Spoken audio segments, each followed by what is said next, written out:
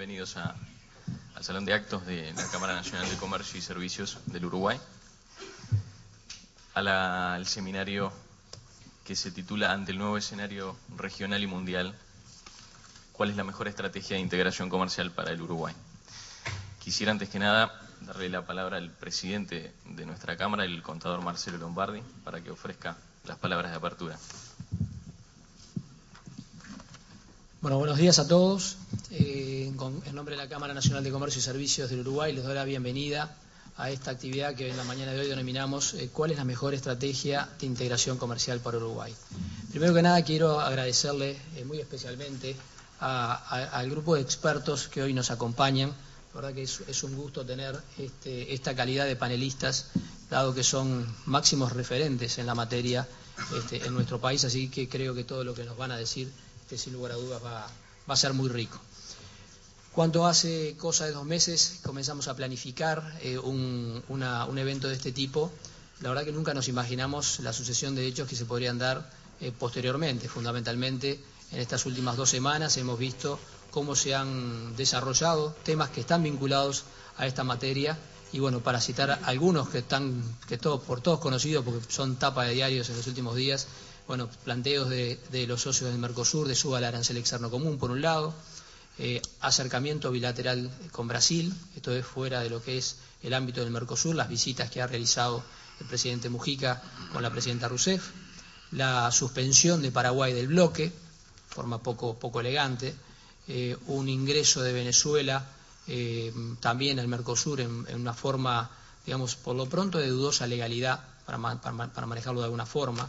Y fundamentalmente en los últimos días declaraciones del propio presidente de la República en cuanto a la conveniencia de realizar acuerdos bilaterales de libre comercio en un principio con países estrictamente de Sudamérica. Estos son claros ejemplos de una realidad que va cambiando día a día y que, digamos, desde la organización a esta parte, sin lugar a dudas, ha cambiado en algo los speech que podríamos tener.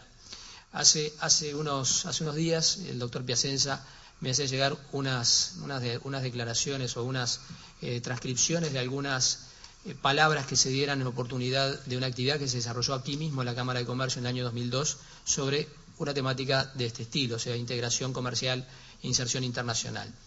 Y digamos, 2 lecturas respecto de esas palabras. Una es la fuerte consistencia y coherencia que ha mantenido esta institución en cuanto a su visión de las cosas, por un lado, y por otro lado, también la parte más negativa, lo relativamente poco que ha hecho Uruguay en estos tiempos vinculados a su integración.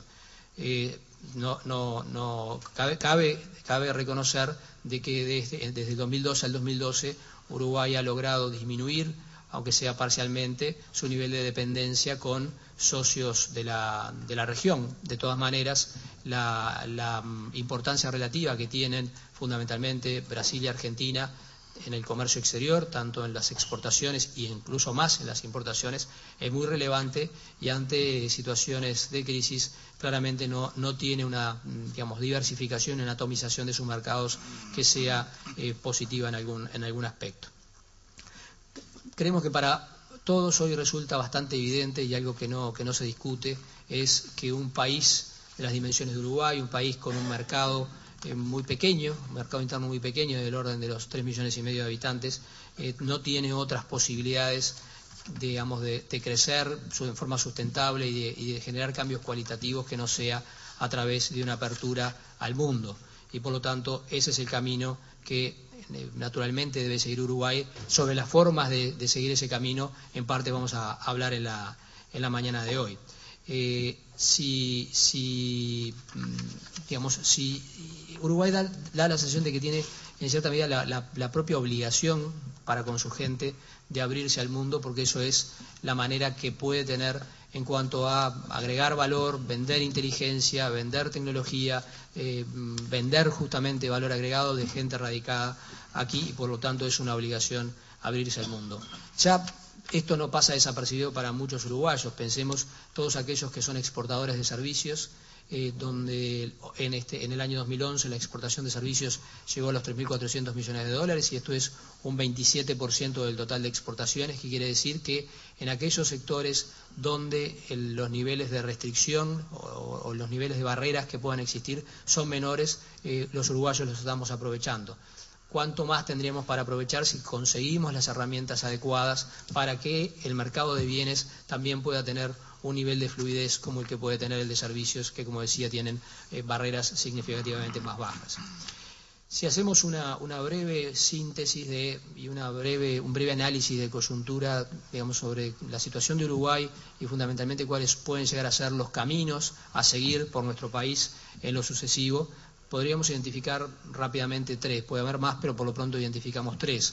Uno, que es el acuerdo a través de rondas multilaterales, como puede ser las que se plantean en el ámbito de la Organización Mundial de Comercio.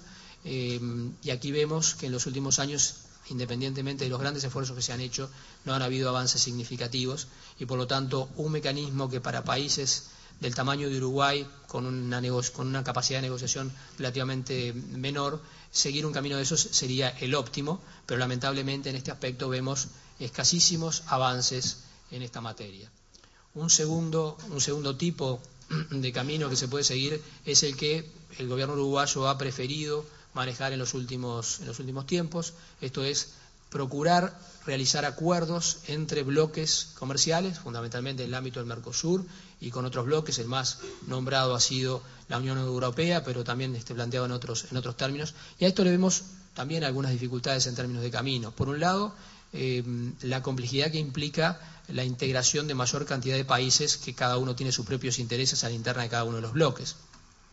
Por otro lado, el vecindario que nos toca y los jugadores que en este momento actúan de socios de Uruguay. Si hacemos un breve repaso, una Argentina absolutamente cerrada al mundo y además, digamos, como estrategia, cuando uno mira los nombres de los planes, hablan de Argentina 2020, o sea que Argentina va, según lo declarativo, a un proceso, digamos, de cerrar su mercado, de cerrar su economía en forma progresiva y lo estamos viendo día a día, independientemente del habitual manejo heterodoxo de su economía y de su, digamos, mala disposición respecto a la comunidad internacional, lo cual es bastante conocido, bastante poco amigable de la comunidad internacional. Si miramos a Brasil, por supuesto con un manejo y una gestión de su política exterior mucho más consistente, mucho más prolija, mucho más ortodoxa, pero a su vez también Brasil con diferentes características respecto de Uruguay en cuanto a un país con un mercado mucho más importante, un mercado, una industria, digamos, muy fuerte, un país naturalmente más proteccionista y por supuesto más cerrado que el nuestro cuando lo medimos en términos de comercio exterior sobre Producto Bruto Interno, que quiere decir que no necesariamente los intereses de Brasil deben ser coincidentes o son coincidentes con los intereses de nuestro país. Un Paraguay hoy suspendido del Mercosur y a su vez con un histórico escaso peso en las decisiones del bloque. A esto le agregamos a este combo le agregamos a Venezuela y nos da realmente un escenario poco alentador. Venezuela, otro país también muy poco amigable, mal ciudadano del mundo y muy poco amigable a la comunidad internacional. Por lo tanto, las cartas de presentación del equipo que tenemos no es el mejor cuando uno dice voy a jugar con esto para negociar con otro bloque. Por lo tanto, vemos el camino de los acuerdos, digamos, bilaterales, pero a través de bloques, como un camino también bastante difícil. Un tercero posible sería el acuerdo de tratados bilaterales de comercio con terceros países. A nuestro modo de ver, es el camino que debe seguir nuestro país. Es un camino que sin duda tiene grandes dificultades, por supuesto, no hay una cantidad enorme de países haciendo fila para negociar con Uruguay. también existen las propias dificultades o restricciones que en el ámbito del Mercosur puedan surgir, en el sentido de que tiene que obtener por lo pronto los permisos o tiene que tener las aprobaciones de un carácter, de una forma, de un punto de vista político para poder realizar este tipo de acuerdos con terceros países. Sin duda no es un camino fácil, pero es un camino que depende de nosotros mismos, que la agenda la podemos marcar nosotros, que los intereses van a estar alineados estrictamente a los intereses de nuestro país y no influenciados por intereses de terceros que pueden no ser coincidentes con los nuestros. Claramente, decimos, hay dificultades, pero parece, dentro del esquema general, el mejor posible. Esta lectura que hacemos de esta realidad no es una lectura para nada original, en el sentido que la misma lectura que están desarrollando los países en el mundo que tienen vocación de crecer y de insertarse e integrarse comercialmente en el mundo. Y por esa razón, mientras hoy estamos en Uruguay discutiendo estos temas, otros países lo que están haciendo es negociando acuerdos bilaterales de libre comercio y, en definitiva, ganándonos en el tiempo en este aspecto. Como decía, el camino más conveniente podría llegar a ser el camino multilateral, pero no parece ser en este momento un camino posible. Aquí los expertos nos van a poder dar una idea más acabada a este respecto. Las recientes declaraciones del presidente abren de alguna forma un cauto optimismo, una ilusión, y diría cauto optimismo porque en alguna oportunidad se manifestó una cierta voluntad política, pero eso no se tradujo en hechos concretos. Para que a su vez se pueda por lo pronto iniciar una agenda de este tipo, que en principio cuando hablamos de países de Sudamérica entendemos podría llegar a ser bastante más ambiciosa que eso, se requiere una voluntad política bien clara y evidente, una estrategia bien definida, una agenda bien definida y fundamentalmente un liderazgo político absolutamente necesario para llevarlo adelante. Esperemos que esas tres condiciones se puedan dar y estén presentes en nuestro equipo de gobierno. Como para terminar, también deseamos que, como decía al principio, si dentro de 10 años, esto es en el 2022, la Cámara realiza una actividad de este tipo en términos de hablar de la integración, la inserción comercial, nosotros estemos hablando de otro escenario y estemos hablando de cómo podemos terminar de completar un esquema de inserción comercial en el mundo que sea conveniente para nuestro país, que se hayan dado los pasos necesarios para esa completa integración comercial, pero fundamentalmente que, como decía al principio, no hayamos perdido estos 10 años que hemos perdido del 2002 al 2012 en la próxima década. Muchas gracias.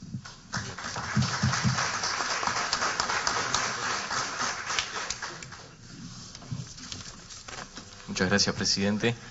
Quisiéramos dar la palabra al embajador Julio Lacarte Muró, expresidente de la Cámara Nacional de Comercio y Servicios, exministro de la República y, por supuesto, que un amigo de la casa. Muchas gracias a todos. Cualquier estrategia de inserción comercial tiene dos facetas que se complementan y son simultáneas a mi juicio. La primera es la que se desarrolla fundamentalmente en el plano interno del país y que tiene que ver con su capacidad de competencia. Este es un tema fundamental que organismos como el Banco Mundial y el Foro Económico Mundial se dedican anualmente a establecer el ranking de los países en cuanto a su eficiencia en estos temas. Y el Uruguay no está ubicado en el nivel que nosotros pretendemos que esté. Creo que el último ranking que vi global nos ponía más o menos como el número 50 en el mundo. Pero si Uruguay quiere avanzar, no puede quedarse ahí, tiene que mejorar. Esto quiere decir que la competencia en muchas cosas no es solo vigilar el tipo de cambio en forma constante como lo hacemos, pero en nuestro país debemos preocuparnos por subir los niveles de educación y capacitación, de manera que nuestra fuerza laboral se desempeñe cada vez más eficientemente, cualquiera sea su función. La legislación vigente, incluso la infraestructura, deben corresponder a las metas establecidas para las exportaciones nacionales. La administración pública tiene que ser eficiente, por ejemplo, las aduanas. Hay que facilitar el camino a quienes quieren hacer negocios en el Uruguay y con el Uruguay. El sector privado tiene que ser dinámico, creo, tiene que ser más dinámico de lo que es ahora. Y es fundamental que exista un grado de colaboración adecuado entre el gobierno por un lado y las empresas, la industria y el agro por otro. Y estas actividades tienen que responder a metas claras, perseguidas con tesón y que reflejen acuerdos nacionales que por su naturaleza comprometen el aporte de los actores participantes. Estos son algunos de los principales elementos que cualquier país construye para respaldar su acción externa. No es precisamente, creo, el tema puntual que ustedes esperan de mí hoy, pero jamás puede ser perdido de vista, puesto que subyace la capacidad de competencia. Si no se es competitivo ante los demás proveedores, se paga un precio, y ese precio generalmente es alto. Para mayor abundamiento, recordemos los trabajos sobre la ventaja competitiva de las naciones y las industrias, en los que el profesor Porter del Harvard Business School ha analizado en infinito detalle el sinnúmero de factores que explican los progresos de unos y los fracasos de otros en este mundo nuevo en el que vivimos. Destaca Porter que la globalización implica una integración más profunda de los mercados de bienes, de capitales y de mano de obra. Es impulsada por la innovación tecnológica y las opciones económicas y conduce a una adjudicación cada vez más eficiente de los recursos. Hoy existe una geografía económica resultante de la forma en que las grandes empresas aglomeran o fragmentan sus procesos productivos según su propia evaluación de los factores que más les convienen. Detrás de estos movimientos está la competitividad que las mueve y las condiciona. Competitividad entre empresas, entre países y entre sectores laborales.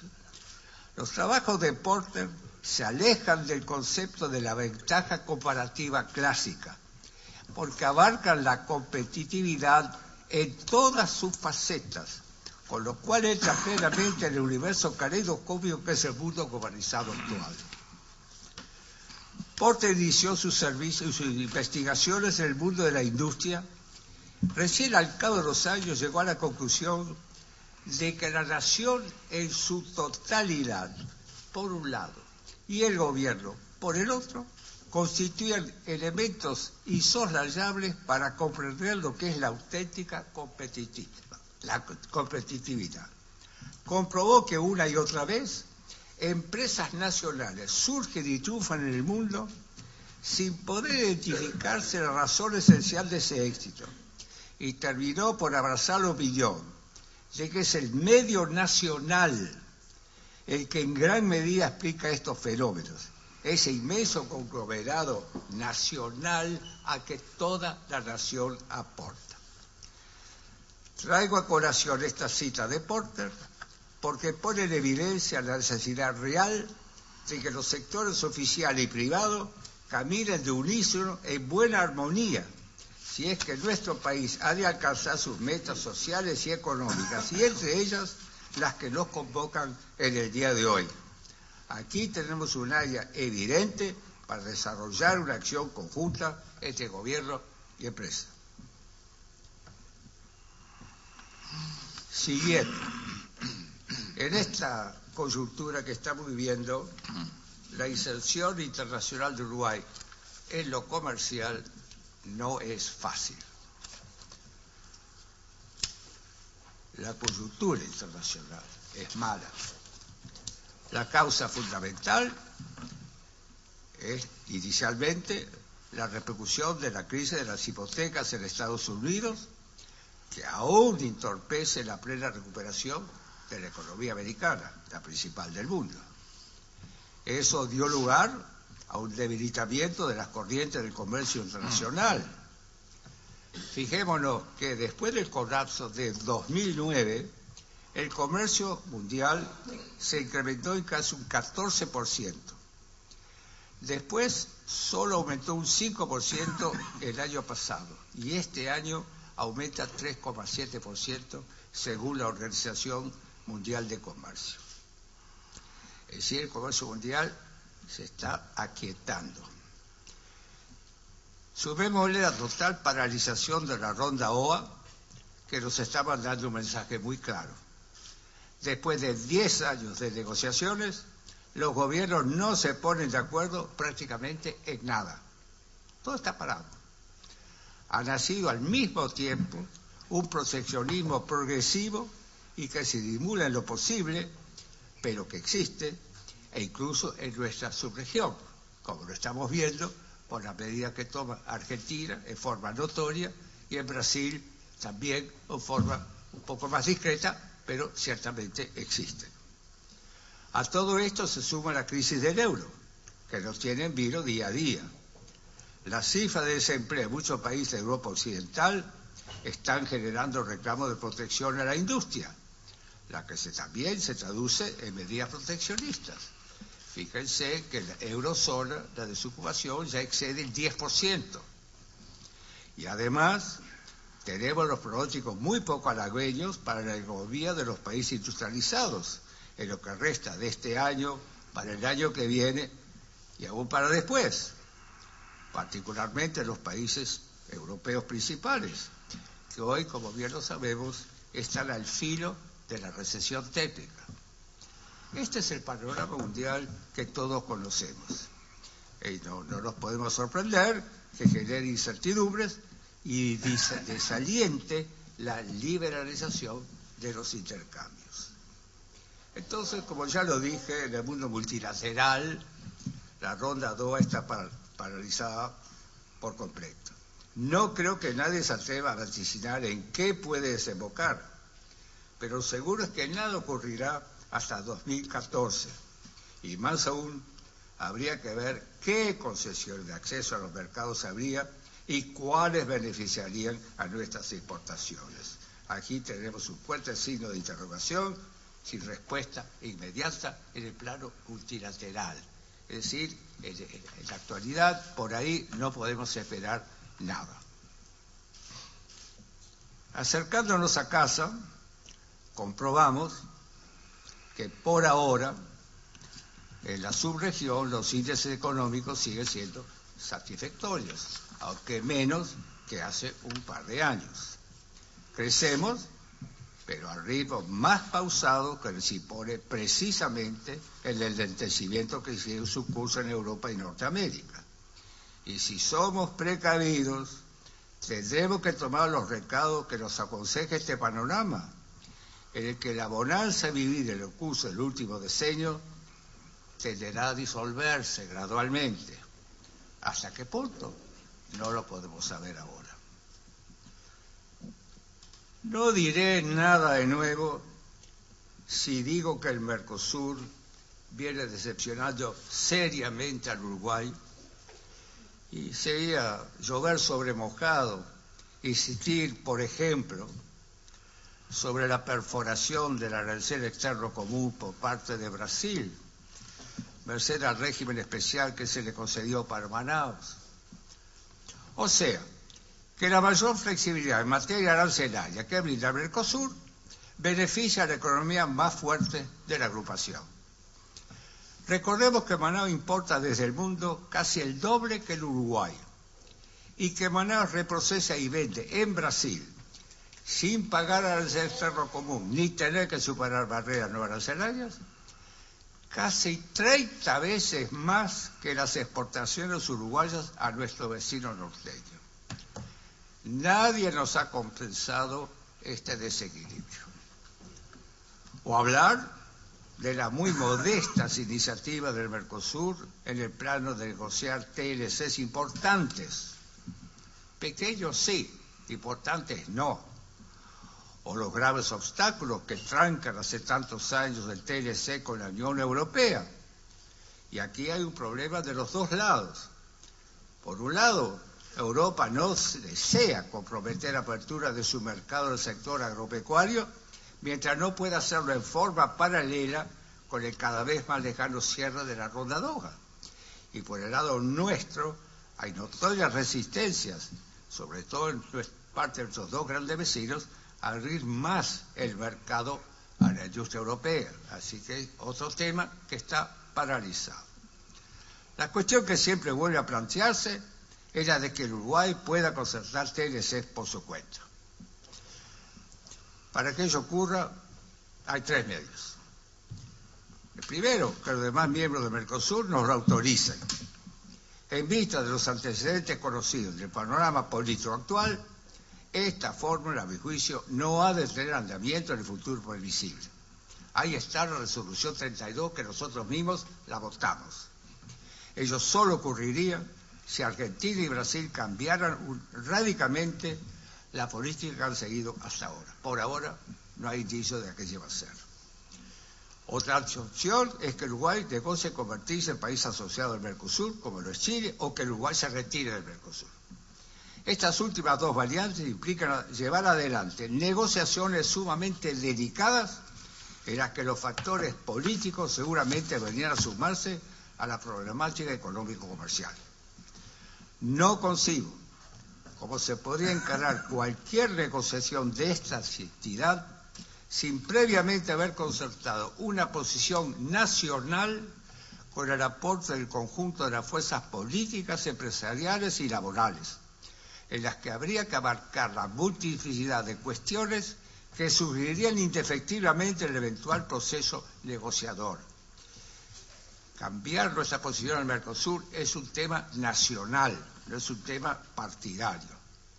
Pero no veo que exista ambiente en la actualidad para organizar y hacer funcionar exitosamente un proceso de esta entidad. Pienso yo, bien podrá ocurrir en su momento, no lo veo realista en el día de hoy. Desde luego tenemos que seguir bregando para que mejore el cumplimiento tan alacaído de las obligaciones que implica a sus miembros la normativa del Mercosur. Pues es evidente que hay que hacer más. El nuestro es un mercado de apenas 3,5 millones de consumidores. Es obvio que nuestra industria, incluso muchos de otros sectores de la economía nacional, necesitan acceder a mercados mayores para llegar a producciones de escala. Ahí está la prosperidad. Conocemos las limitaciones que se nos imponen en los dos grandes mercados del Mercosur, porque si no existieran, muchas industrias nacionales podrían desplegar sus alas mucho mejor hacia los 40 millones de argentinos y los casi 200 millones de brasileños. En este panorama que reconozco sombrío, ha surgido una luz. Nuestro gobierno acaba de convenir con Brasil la creación de un grupo de alto nivel que definirá en corto plazo un plan de acción en cuestiones como la integración productiva, la ciencia y la tecnología, la infraestructura y la libre circulación de bienes, servicios y personas. Esta iniciativa, profundizada en el tiempo, se estaría orientando hacia lo que la Unión Europea califica de integración profundizada, tal como la ha formalizado en el Tratado de Niza. O sea, en Europa, si alguno de los miembros quieren avanzar más allá de las normas de aplicación general de la Unión, lo pueden hacer sin por ello violar sus compromisos preexistentes. La misma situación jurídica existe de hecho en el Mercosur, puesto que el Tratado de Integración, Cooperación y Desarrollo Argentino-Brasileño de 1988, que motivó la posterior suscripción del Tratado de Asunción, sigue vigente y contribuye permanentemente a las consultas bilaterales y las medidas de distintos tipos que aplican de común acuerdo esos dos países integrantes del Mercosur entre ellos. Ellos ya están en marcha con la integración profundizada, ya la tienen. En consecuencia, creo yo, no obsta para que el Uruguay y el Brasil firmen el día de mañana un tratado equivalente de integración profundizada con intercambio, obviamente, de nuevos e importantes beneficios y obligaciones. Y no sería, por cierto, la primera vez que se concertara un tratado de integración entre países de dispar fuerza económica. Tan solo tenemos que recordar la presencia de Luxemburgo en la Unión Europea, o la forma en que Suiza ha establecido una profunda relación con Alemania en todo lo referente al comercio, las inversiones y la economía en general. Tanto Luxemburgo como Suiza han logrado importantísimas ventajas económicas sin que nadie pueda pretender que lo hicieron a expensas de su soberanía. Aunque, eso sí, es seguro que supieron negociar bien con la vista puesta tanto en su presente como en su futuro. Porque cuando uno negocia con una parte más grande, tiene que cuidar mucho las consecuencias de lo que va a formalizar. Esperemos que esta nueva etapa de relaciones con Brasil pueda fructificar pronto. Puede ser valiosa, nos ofrece una luz que se nos presente. Y hay otro elemento positivo en estos días. Se ha formalizado la así denominada Alianza del Pacífico, integrada por México, Chile, Perú y Colombia, y con Panamá y Costa Rica como observadores. El nuevo convenio fija para sus integrantes tener en vigencia el Estado de Derecho, la democracia y el orden constitucional. Otro requisito es que cada uno de ellos tenga acuerdos comerciales con los demás. La alianza declara que bregará por la integración regional y por el mayor crecimiento, desarrollo y competitividad de sus economías, y a la vez se compromete a avanzar progresivamente hacia el objetivo de alcanzar la libre circulación de bienes, servicios, capitales y personas. Así que a primera vista, los propósitos que enuncian estos cuatro países coinciden por entero con el deseo uruguayo de abrirse al mundo como medio de estimular su propio progreso económico. La alianza tiene una población de más de 200 millones de personas y sus importaciones y exportaciones oscilan alrededor de los 500.000 millones de dólares anuales. Es una fuerza innegable en el plano económico. La alianza ya ha anunciado su intención de estrechar vínculos con el Lejano Oriente, es decir, que se abre, puesto que el Lejano Oriente es la región del mundo con mayor ritmo de crecimiento económico en la actualidad. Nuestro gobierno ha indicado su propósito de investigar la manera de sumarse de alguna manera a esta iniciativa, que tal como está planteada y como lo dije, coincide con nuestra visión de lo que tiene que ser la apertura uruguaya hacia el mundo. A ver, el Uruguay ya tiene un TLC con México y tenemos también el tratamiento previsto en el Mercosur con Chile. Asimismo, con Chile existe el Consejo Asesor Empresarial, cuya función radica en movilizar el sector privado de los dos países en cuanto se refiere a comercio e inversiones. Estos son fuertes vínculos institucionales que nos apoyan desde este instante frente a la Alianza del Pacífico. Entonces, tal como lo hicimos con México, debemos negociar TLC con Perú y con Colombia, que juntos totalizan 80 millones de consumidores, con una capacidad adquisitiva cada vez mayor, como lo indica el ritmo de crecimiento acelerado de sus economías. Precisamente, como elemento de orientación, observo, y estuvimos revisando las estadísticas recién el otro día, para los 15 principales rubros de nuestra exportación a Argentina el año pasado, Perú y Colombia juntos importaron del mundo cantidades sumamente importantes. Es de suponer que esos dos mercados, en los que ya figuran interesantes corrientes de bienes de procedencia uruguaya, se abrirían más si gozáramos de un tratamiento preferencial. Entonces, la búsqueda activa y dinámica de TLCs con estos dos países, para mí es una ruta a seguir de inmediato. Uruguay 21 organiza actualmente misiones comerciales a Chile, a México y Perú. Hay que sumar enseguida una a Colombia.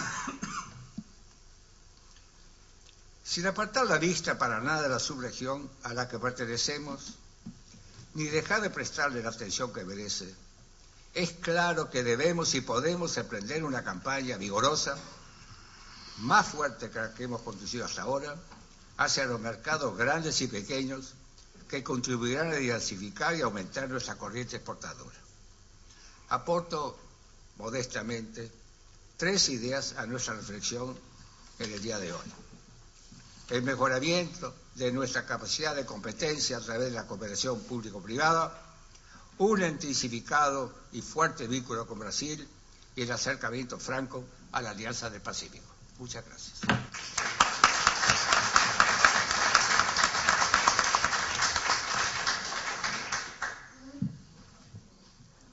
Muchas gracias, embajador Lacarte. Quisiera dar la palabra en el orden de precedencia al embajador Carlos Pérez del Castillo, presidente del Consorcio de Centros de Investigación Agrícolas y con una extendida experiencia como representante de la República en el exterior. Bueno, buenos días a todos y muchas gracias por esa presentación. Yo creo que tanto el contador Lombardi como el embajador Lacarte nos han dado una buena lectura de la realidad y se han referido a opciones que tenemos por delante, así como reflexiones sobre los diferentes elementos que tenemos que considerar para poder diseñar una estrategia de inserción externa, que es el tema que nos convoca hoy. Es un tema complejo, pero es un tema clave para el Uruguay, porque todos somos conscientes que el crecimiento y el desarrollo del país está inexorablemente ligado a una mejor inserción tanto en la región como en el mundo. Y esa inserción se debe dar no solo a través del comercio, que nos va a permitir mayor crecimiento, mayor diversificación de nuestras exportaciones, sino que también a través de las inversiones que nos van a permitir mayor competitividad, mayor valor agregado, y a través de una inserción a través de la tecnología, que es la que nos va a permitir en el futuro desarrollar un sector externo que esté más en línea con los principales sectores dinámicos de la economía mundial. Así que no cabe duda de que este es un tema fundamental, y yo creo que lo primero que tenemos que reconocer en abordar esta temática es de que por el tamaño que tenemos es difícil de que el Uruguay pueda tener el peso o la gravitación para diseñar una agenda propia de inserción externa, sino más bien lo que tenemos que explorar son los diferentes escenarios que se nos están plantando, que estamos enfrentando para tratar de integrarnos a ellos y de defender de la mejor manera posible nuestros objetivos de desarrollo. Y eso significa de que tenemos que estar jugando en todas las canchas. Tenemos que estar jugando en la cancha multilateral, tenemos que estar jugando en la cancha hemisférica, en la cancha regional, subregional y regional. Y lo que tenemos que sí es tener una noción mucho más clara de cuáles son los objetivos que buscamos, que el país está buscando, tanto como desarrollo económico del país, como también por producto, por sector y por medida. Y en esto no podemos ser muy exigentes y tampoco podemos ser muy selectivos, sino que también tenemos que estar presentes y participando como dije, en todos estos campos y tener clara la noción de los objetivos que estamos persiguiendo. Por ejemplo, en el plano multilateral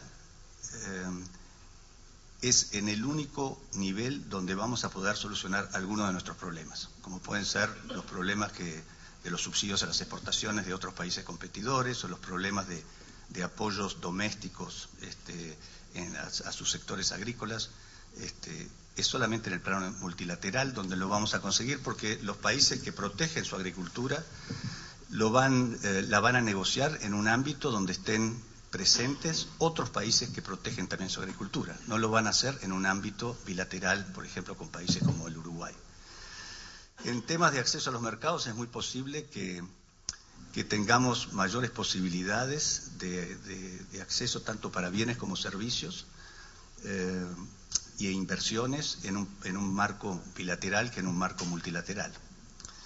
En lo que se refiere a un enfoque productos, tenemos que ser muy claros. Por ejemplo, la carne de vacuna en Uruguay es competitiva en el mundo, entra a 13 de los 15 principales mercados. Los dos mercados grandes en los cuales no entramos es Japón y Corea. Y bueno, y el tema ahí no es un tema, es un tema sanitario mucho más que un tema de económico o de negociación. Por lo tanto, una negociación con esos mercados tiene que orientarse en esa dirección. Y en muchos sectores nos damos cuenta que el problema mayor que tenemos es de que nuestros principales competidores están accediendo a esos mercados con preferencias a través de acuerdos que han hecho bilaterales o regionales, y que ese es el tema que tenemos. Y por lo tanto nuestra estrategia y objetivo de inserción externa debe ser tratar de equiparar en una negociación, equipararnos con ellos para poder competir. Entonces, me gustaría ahora, sin repetir muchas de las cosas que se han dicho hasta ahora y con las cuales coincido, me gustaría entrar un poco en los diferentes planos que tenemos por delante y que son obviamente el plano multilateral, el plano del Mercosur, el plano del Mercosur 4+1 hacia otros países y finalmente el plano bilateral. Todos estos temas ya han sido expuestos por los primeros oradores, pero a mí me gustaría quizás profundizar en algunos aspectos donde no necesariamente coincidimos en todos. En primer lugar, y lo hago teniendo en cuenta una de las cosas que decía el embajador Lacarte, es de que hay algunos elementos nuevos que han surgido en los últimos años que tenemos que tener muy presentes cuando vamos a diseñar una estrategia de negociación.